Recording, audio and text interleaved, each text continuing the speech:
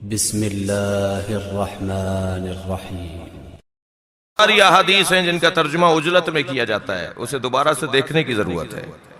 मसलन नबी की हदीस बड़ी मशहूर है, इन्नल हसन वल हुसैन सय्यदा शबाब अहलिल जन्ना।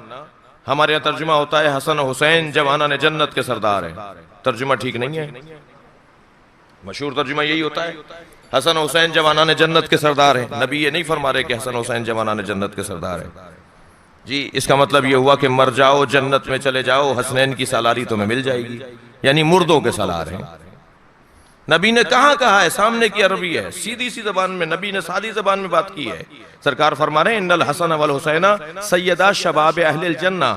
हसन हुसैन जवाना ने अहले जन्नत के सरदार हैं, और अहले जन्नत होने के लिए मरना जरूरी नहीं है।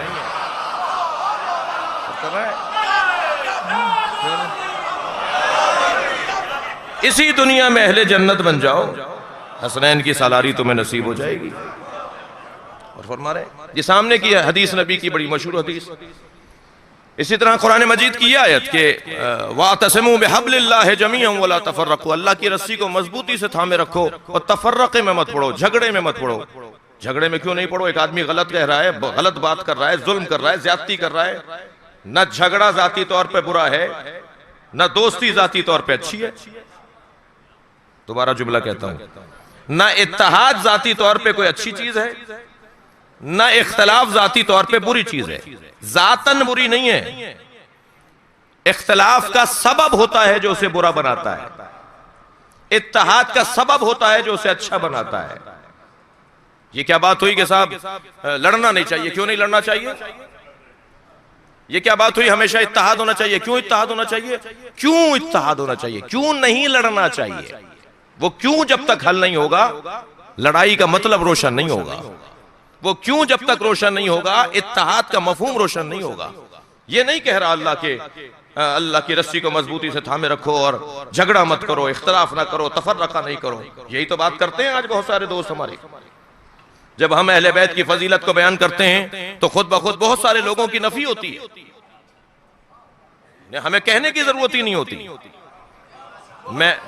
मैं अपने इन बच्चों और जवानों से कहूंगा, तबर्रा का मतलब किसी को नाम लेकर बुरा कहना नहीं है, किसी का नाम न लेना ही तबर्रा है। सलवात पढ़े मोहम्मद व आले मोहम्मद।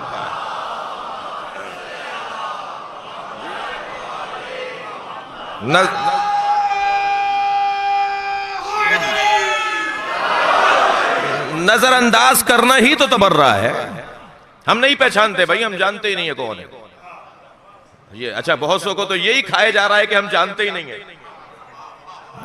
हम पहचानते ही नहीं है। नहीं, हमारे पास वक्त ही नहीं है। हमारी सारी जिंदगियां लग जाए तो अली के ऐन से वाकिफ नहीं हो सकते, तो किसी और ऐन पर क्या गौर करेंगे? सलवात पढ़े जरा मोहम्मद व आले मोहम्मद पर।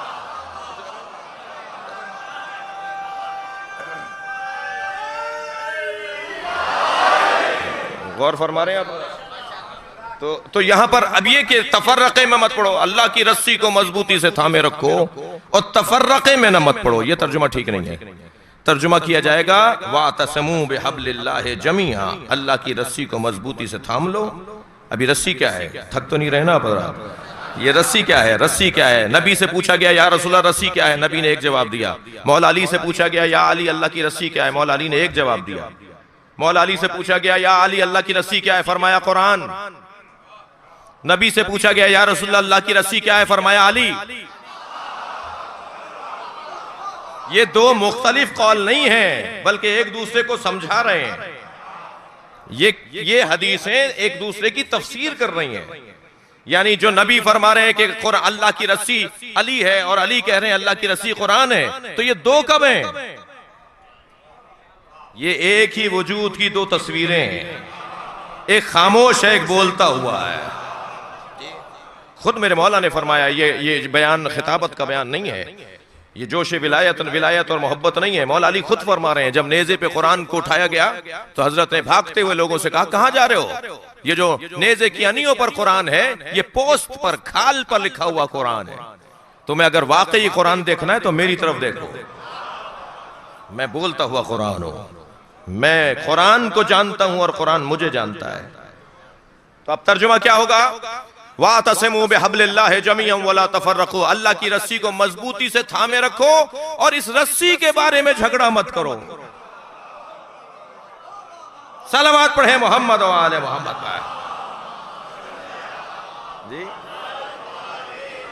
कुरान और अली लड़ने का मौजू नहीं है।